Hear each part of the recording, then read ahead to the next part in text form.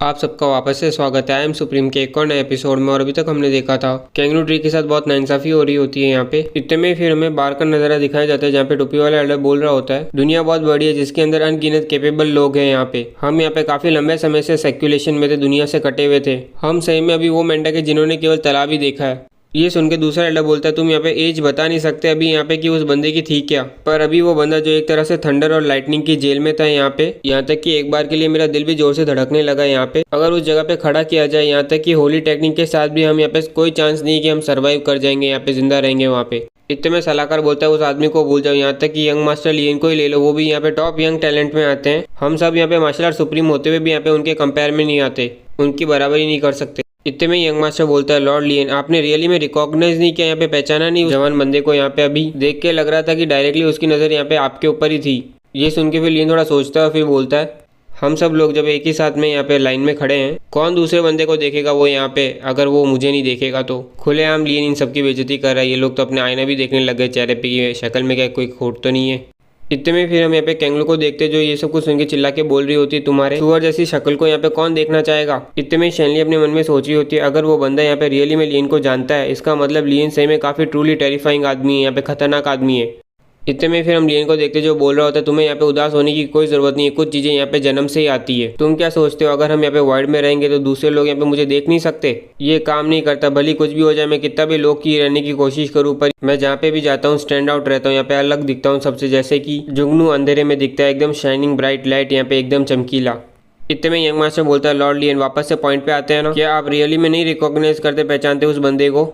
इतने में फिर लियन बोलता है, टेंगनू कॉन्टिनेंट यहाँ पे काफी बड़ा है, जो भरा हुआ है यहाँ पे काफी अजीब लोगों से और इवेंट से। वो यूथ, वो जवान आदमी, क्या मालूम यहाँ पे कितने ही हंड्रेड्स या फिर थाउजेंड्स ऑफ ईयर ओल्ड होगा यहाँ पे। एक बूढ़ा आदमी हो, हमें क्या मालूम यहाँ पे। जब तक वो यहाँ पे इंटरफेयर नहीं करता, बीच में नहीं आता हमारे, हमें यहाँ पे कोई जरूरत नहीं इतनी ज्यादा चिंता करने की उसके बारे में। ये सब सुन के कांगलू अपने मन में कुछ सोचने लगती है। इतने में फिर हमें दिखा जाता है कुछ देर बाद शैनली यहाँ पे डिलीवर करती है कुछ मटेरियल जो यहाँ पे लियन ने अपनी लिस्ट में रखे होते हैं, और जिसके बाद सब लोग यहाँ पे मेडिटेशन और कल्टीवेशन करने लग जाते हैं रूम के अंदर। लियन यहाँ पे बोलता है, शर्माने की कोई जरूरत नहीं है, चलो सब साथ में मिलकर कल्टीवेशन करते हैं। इतने में ही हम देखते हैं लियन एब्जॉर्ब करने लग जाता है सारे बड़े बड़े टुकड़े प्रोफाउंड स्टोन के, जिसे देख के हर कोई चिल्ला के बोलता है, ये तो गुंडा कर दिए। इतने में ही हम देखते हैं लियन अपनी टेक्निक का इस्तेमाल करता है और आधे से ज्यादा प्रोफाउंड स्टोन की क्यूआई को एब्जॉर्ब कर लेता है एक ही बार में। ये देख के लाल दाढ़ी वाला एल्डर बोलता है, इतना ज्यादा प्रोफाउंड स्टोन क्यूआई तुमने एब्जॉर्ब किया, यहाँ तक कि एक मार्शल आर्ट सुप्रीम भी यहाँ पे एक्सप्लोड हो जाएगा, यहाँ पे फट जाएगा अगर वो एब्जॉर्ब करेगा तो। कैसे ये बच्चा कंप्लीटली फाइन है यहाँ पे, ठीक है। इसके बाद इतने में टोपी वाला एल्डर बोलता है, यहाँ पे बोलना बंद कर, वैसे भी यहाँ पे कुछ ज्यादा बचेगा नहीं एब्जॉर्ब करने के लिए कुछ समय बाद। इतने में फिर हम देखते हैं सब लोग कल्टिवेट करने लग जाते हैं और थोड़ी देर बाद वो पूरी तरीके से एब्जॉर्ब हो जाता है, खाली हो जाता है वो जगह। इतने में फिर हम देखते हैं लाल दाढ़ी वाला एल्डर लियन को बोलता है, तुमने इतना ज्यादा प्रोफाउंड स्टोन क्यूआई एब्जॉर्ब किया है, अभी तक तो तुम्हें यहाँ पे एडवांस कर जाना चाहिए था ना। यहाँ पे तुम्हारा मार्शल आर्ट इंटेंट पूरी तरीके से कॉम्प्रहेंड नहीं हुआ है क्या, तुम यहाँ पे अटके हुए हो। इतने में लियन बोलता है, मेरी सिचुएशन यहाँ पे थोड़ी सी स्पेशल है। इतने में यहाँ पे हम देखते हैं लियन को इनकी टेक्निक याद आती है और फिर वो अपने मन में सोचता है, पिछली बार हर टेक्निक जो यहाँ पे होली फायर टेम्पल ने इस्तेमाल की थी उसके अंदर यहाँ पे हेवन और अर्थ का रूल इस्तेमाल हो रहा है, वो भी अच्छी तरीके से। एक मार्शल आर्ट सुनर रूम का एक्सपर्ट रिफाइन कर सकता है उन रूल्स को और इस्तेमाल कर सकता है उनको अपनी टेक्निक्स के अंदर यहाँ पे इस दुनिया के अंदर, पर एक मार्शल आर्ट सुप्रीम केवल समझ पाता है उन रूल को यहाँ पे इस दुनिया में, वो यहाँ पे यूज नहीं कर सकता उस हेवनली पावर को यहाँ पे अपनी कोई भी टेक्निक के अंदर। कैसे यहाँ पे येन 19 ने मैनेज किया होगा इस चीज को। ये सोच के फिर लियन बोलता है, मेरे बड़े कजिन ने मुझे बहुत सी पावरफुल टेक्निक्स यहाँ पे सिखाई है, क्यों ना हम यहाँ पे स्पार करें, लड़ाई करें और एक्सचेंज करें आइडियाज को यहाँ पे अपने एक दूसरे को, ताकि हम इम्प्रूव कर सकें। ये सुन के लाल दाढ़ी वाला एल्डर बोलता है, कल्टीवेशन मेथड और टेक्निक जो यहाँ पे सिखाई है ली हु ची ने, वो तो सर्टनली यहाँ पे एक्स्ट्रा ऑर्डिनरी होंगी, यहाँ पे खास होगी। इतने में फिर यंग मास्टर बोलता है, क्यों ना यहाँ पे हम लड़ाई को छोड़ देते हैं और बस यहाँ पे डिस्कस करते हैं साथ में चीजों को।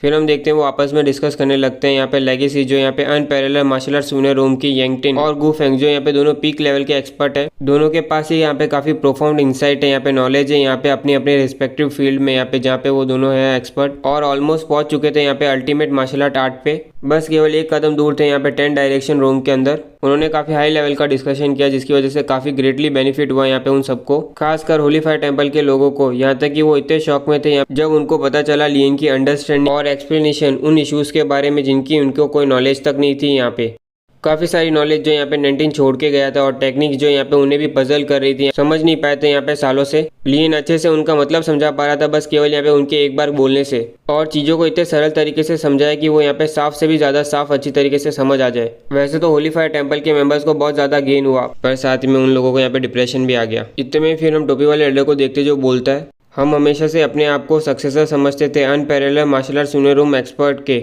हमें कितना भरोसा था हमारे कल्टीवेशन मेथड और मार्शल आर्ट टेक्निक के ऊपर। यहाँ पे उनका कोई मुकाबला नहीं कर पाएगा और उनको यहाँ पे एक ट्रेजर की तरह चेरिश किया था।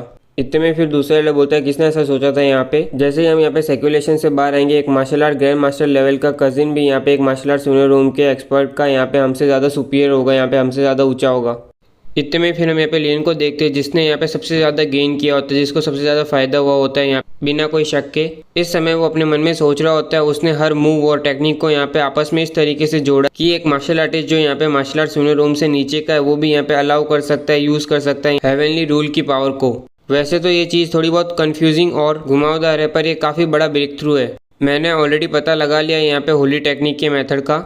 ये एक्चुअली में तो एक फंडामेंटल टेक्निक है, बेसिक टेक्निक है, जो ये येंटिन ने खुद ने क्रिएट की है, बनाई है, जो यहाँ पे हेवनली अर्थ रूल को एक के साथ जोड़ता है, यहाँ पे यूज़ करता है उसके लिए यहाँ पे नेचुरल फोर्स। मेरी 3 स्वॉर्ड टेक्निक्स और great wind and palm technique यहाँ पे ओरिजिनली मैंने क्रिएट की थी, बनाई थी, जब मैंने यहाँ पे पूरी तरीके से हेवनली एंड अर्थ रूल को कंडेंस कर लिया था, समझ लिया था, और साथ में मेरी मार्शल आर्ट इंटेंट मैंने यूज़ की थी उनमें। पर वो low level martial art techniques यहाँ पे केवल एक ही चीज़ पे निर्भर करती थी कि तुम्हें यहाँ पे वो टेक्निक आनी चाहिए और साथ में तुम्हारी मार्शल आर्ट टेक्निक्स के अंदर अंडरस्टैंडिंग कैसी है, तुम कितना समझते हो उसे। तो इसी कारण उनकी पावर लिमिटेड है। पर येंटिन ने यहाँ पे तरीका ढूंढ लिया रूल्स को यहाँ पे हर किसी टेक्निक से मिलाने का। इतने में फिर हम देखते हैं लियन अपनी एक टेक्निक यूज़ करता है, बैक एंड फ्लावर फिंगर, जिसके अंदर यहाँ पे हम देखते हैं वो होली टेक्निक का भी इस्तेमाल करता है। ये देखते हैं लाल वाला लड़का चिल्ला के बोलता है, ये तो होली टेक्निक है। फिर सब लोग अपने मन में सोचने लग जाते हैं, हम लोगों को यहाँ पे कितने काउंटलेस ट्रायल यहाँ पे टेस्ट देने पड़े, अनगिनत कठिनाइयों का सामना करना पड़ा, अपने कल्टीवेशन लेवल को यहाँ तक पहुँचाना पड़ा, तब जाके हमें यहाँ पे थोड़ा बहुत समझ में आया है, इसको इस्तेमाल करना सीखा। और ये यंग मैन जिसने यहाँ पे थोड़ी सी बातचीत के अंदर ही यहाँ पे इमीडिएटली ये परफॉर्म कर पा रहा है, यहाँ पे ये यूज़ कर पा रहा है। अब इसे यहाँ पे क्या कहा जाए, यहाँ पे जीनियस या फिर एक मॉन्स्टर। इतने में हम यहाँ पे लियन को देखते जो अपने मन में सोच रहा होता है, मैंने अनगिनत बार यहाँ पे ब्लॉकिंग फ्लावर फिंगर को यूज़ किया है, पर इस बार जो अभी मुझे यहाँ पे महसूस हुआ वो केवल मुझे तभी महसूस होता है जब मैं यहाँ पे अपनी कोई स्वॉर्ड टेक्निक या फिर ग्रेट पाम टेक्निक इस्तेमाल करता हूँ, जिसके अंदर यहाँ पे हेवनली रूल की पावर का इस्तेमाल होता है। ये सोच के फिर लियन बोलता है, यहाँ पे मुझे इस तरीके से मत देखो, यहाँ पे मैं तो बस थोड़ा सा लकी था, यहाँ पे किस्मत चमक गई। ये सुनते तो इनकी आंखें बाहर आ जाती, इस तरीके की किस्मत। इतने में यहाँ पे हम देखते हैं अचानक से शिप हिलने लगता है, जिसे देख के फिर लियन बोलता है, यहाँ पे चल क्या रहा है। ये वर्ड देखने से और ज़्यादा प्रॉब्लमेटिक लग रहा है यहाँ पे डीमन प्लेन के भी। इतने में फिर हम देखते हैं लियन हेडक्वार्टर में चला जाता है और बोलता है, आंट कोंगलू कौन है इस बार यहाँ पे। इतने में कोंगलू बोलती है, खुद ही देख लो।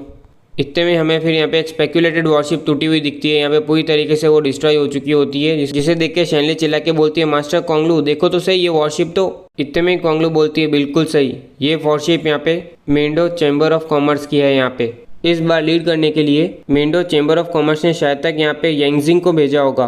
उनकी कुल ताकत मिलाकर यहाँ पे हमसे वीकर तो नहीं होनी चाहिए, कमज़ोर तो नहीं होगी वो पक्का। कौन है जिसने ये किया होगा, यहाँ पे पूरी की पूरी वॉरशिप को डायरेक्टली यहाँ पे सेंड किया है उसने यहाँ पे वॉइड के अंदर, यहाँ तक कि एक मार्शल आर्ट सोइनर रूम का एक्सपर्ट भी यहाँ पे ये चीज़ नहीं अचीव कर सकता है यहाँ पे, है ना। इतने में शैनली बोलती है, मिस कोंगलू यहाँ पे वॉरशिप का हेड हमसे यहाँ पे कोलाइड करने वाला है, टकराने वाला है, तो प्लीज़ हमें यहाँ पे ऑर्डर दो। क्या हम इसे यहाँ पे डिस्ट्रॉय कर दे या फिर हम यहाँ पे इस वॉइड से बाहर निकल जाए और डीमन प्लेन के अंदर चले जाएं। और इसी के साथ आज का एक और एपिसोड कंप्लीट होता है। और गाइस यहाँ पे आज दूसरा एपिसोड आने वाला है, आज के दिन में दूसरा एपिसोड मैं डाल दूंगा, देख लेना। उम्मीद करता हूँ आपको एपिसोड अच्छा लगा तो लाइक कीजिए, सब्सक्राइब कीजिए, कमेंट सेक्शन तो अपना चालू ही है।